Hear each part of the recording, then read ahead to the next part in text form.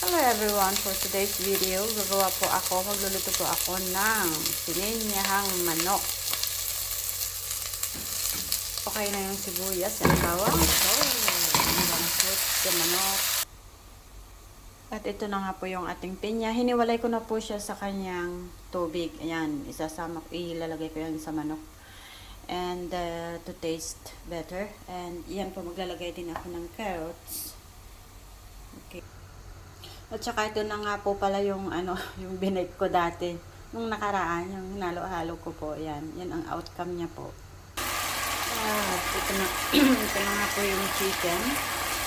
And then ilalagay ko na po yung sabaw po ito ng pineapple at some water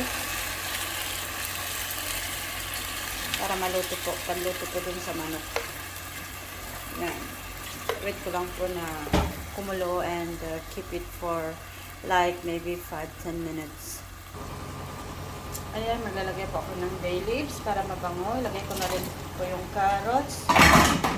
And ilalagay ko na rin ito para yung lasa ay ma-mix masyado sa karne ng manok natin.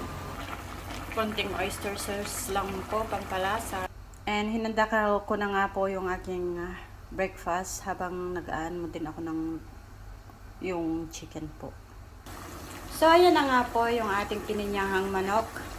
Ayan, in a few minutes po, papatayin ko na yung apoy niya and that's it.